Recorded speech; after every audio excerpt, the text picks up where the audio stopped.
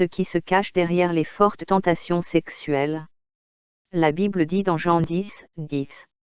Le voleur ne vient que pour dérober, égorger et détruire, mais moi, je suis venu afin que les brebis aient la vie, et qu'elle l'ait en abondance.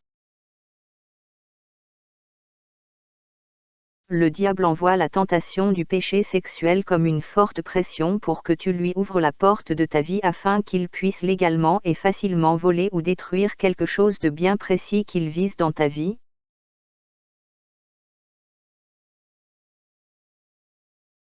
En temps normal, par la sanctification et l'obéissance à Dieu, une personne est toujours protégée et Dieu veille à ses intérêts dans divers domaines. En priant régulièrement, toutes ses affaires et sa vie sont bien en sécurité sous le contrôle de Dieu. 2. Pour cette personne, la capacité de nuisance et de contrôle du diable sur sa vie est très limitée. Parce que les portes d'accès lui sont fermées. Cela est très frustrant pour le diable. 3. Mais le péché sexuel permet au diable d'obtenir à nouveau l'accès pour entrer et voler quelque chose. Ce péché lui redonne immédiatement une capacité de nuisance pour agir en toute impunité dans ta vie. 4. Le péché sexuel permet l'ouverture d'une brèche spirituelle pour des démons qui ont une mission à accomplir dans ta vie. Ce n'est jamais par hasard, il y a une mission derrière.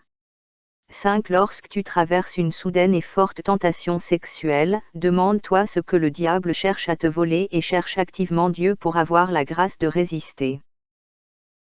6. Dans le monde spirituel, c'est exactement comme si tu avais reçu une flèche qui portera des fruits maléfiques dans ta vie si tu ne pries pas sérieusement.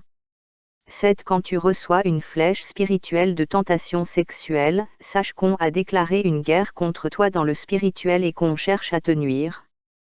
8. Souvent le péché sexuel est un moyen de dévier et d'entraver les bénédictions que Dieu avait justement prévues pour toi à ce moment-là. 9. Par exemple, Dieu passe par des hommes pour aider d'autres hommes, et le diable peut entrer dans cette connexion par le péché, afin de dévier la bonne mission qui était prévue.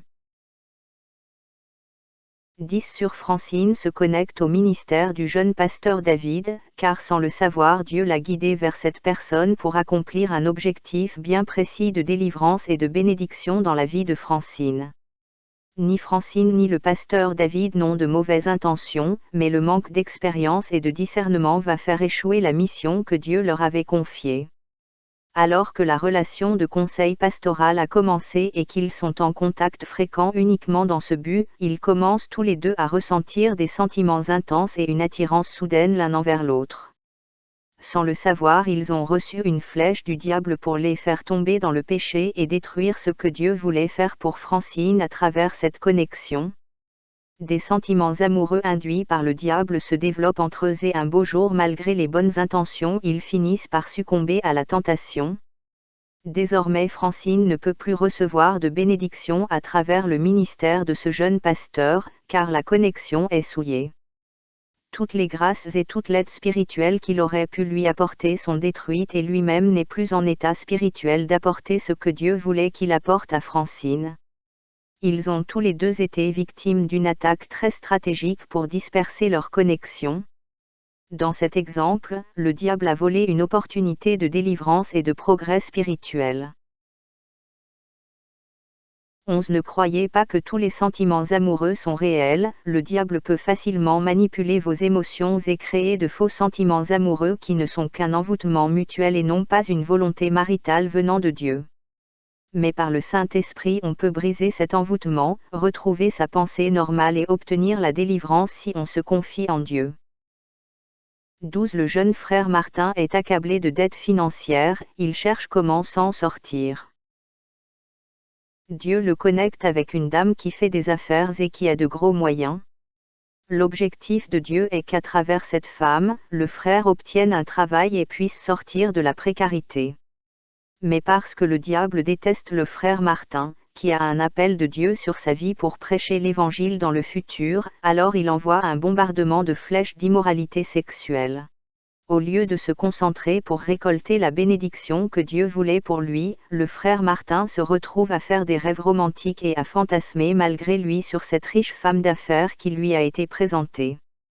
Finalement, ses pensées impures le poussent à la masturbation et il ouvre de plus en plus de portes à Satan dans sa relation avec cette femme. Le diable en profite pour entrer dans cette relation et pour déclencher des malentendus et des conflits. Finalement, au moment où il devait signer son contrat de travail, une grosse dispute va casser cette relation avec la femme d'affaires. Dans cet exemple, Satan est passé par des pensées impures et la masturbation pour ouvrir des portes spirituelles et pouvoir voler une opportunité professionnelle. 13. La liste est très longue de tout ce que le diable peut voler à travers l'immoralité sexuelle. Parmi toutes ces choses, il y a par exemple voler la fécondité à travers une maladie sexuellement transmissible qui rendra stérile, voler l'autorité spirituelle d'un chrétien qui est dans un combat délicat et qui perd soudainement par ce péché la force de prier, voler un territoire spirituel et retourner une ancienne victoire en échec, voler la joie et la paix à travers la culpabilité du péché. Voler un mariage à travers le péché d'adultère qui va ouvrir la porte du divorce, voler la prospérité financière à travers une malédiction qui entre par le péché sexuel, voler un ministère et un appel à travers un scandale d'église et la chute spirituelle, voler le feu et l'onction qui permettrait à un chantre de chanter selon l'appel sur sa vie, voler la protection spirituelle d'une personne afin de l'attaquer par la suite. Voler la bonne entente et l'harmonie entre des fiancés car le péché va ouvrir des portes de conflits et bloquer la finalité du mariage, pouvant aller jusqu'à l'annulation du mariage.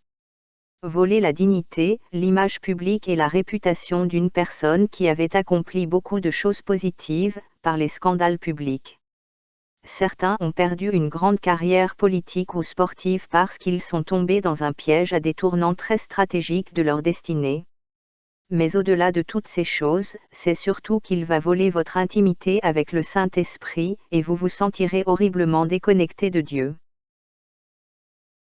14. Au lieu de focaliser sur l'autre personne en face de vous avec de la haine pour les accuser en disant « cette femme est une Jézabel qui m'a fait tomber » ou « cet homme est un agent de ténèbres qui m'a fait tomber », essayez de discerner que l'ennemi envoie des flèches en arrière-plan afin de détruire autant les hommes que les femmes. Son objectif est de faire échouer ce que Dieu avait prévu pour ces personnes. 15. La meilleure façon d'éviter le piège du péché sexuel est de réduire votre consommation de télévision et de films mondains qui sont remplis d'images sensuelles, subconscientes. Ces images déposent graduellement des idées dans votre esprit, et le diable utilisera ces idées plus tard pour vous affaiblir.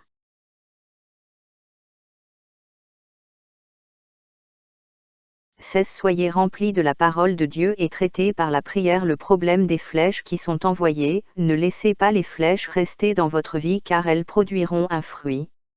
Il est fréquent que ces flèches soient des attaques envoyées à travers des rêves, alors prenez l'habitude d'annuler les flèches et les mauvais rêves avant même que cela ne se manifeste dans votre vie physique. 17. Tout vrai soldat fait attention de ne pas s'affaiblir par la porte de la sexualité. 18. Si vous êtes dans la distraction, vous n'allez pas prendre conscience des changements qui se passent en vous et vous ne réaliserez pas les idées que le diable commence à semer. Ne soyez pas distrait mais conscient de votre intérieur et du monde extérieur. 19. Identifiez donc les choses qui vous fragilisent et faites un effort conscient pour éviter ces choses. N'entretenez pas des amitiés avec le sexe opposé qui vous conduiront dans des échanges téléphoniques tard la nuit.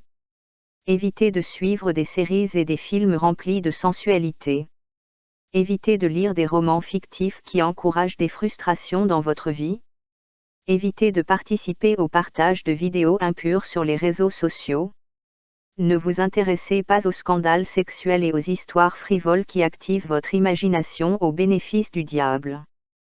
Soyez concentré comme un soldat sur votre relation avec Christ et considérez la sexualité comme un territoire strictement limité au mariage.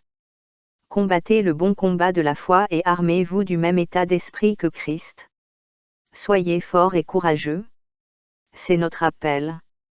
20. N'oubliez jamais qu'il est très facile de tomber spirituellement, mais pour remonter la pente et retrouver le niveau et le territoire que vous avez perdu, il faudra beaucoup de temps et de souffrance et de lutte. Ne laissez plus le diable vous voler vos acquis. Plongez chaque jour votre vie dans le sang de Jésus-Christ et gardez jalousement tout ce que Dieu vous a donné. Amen.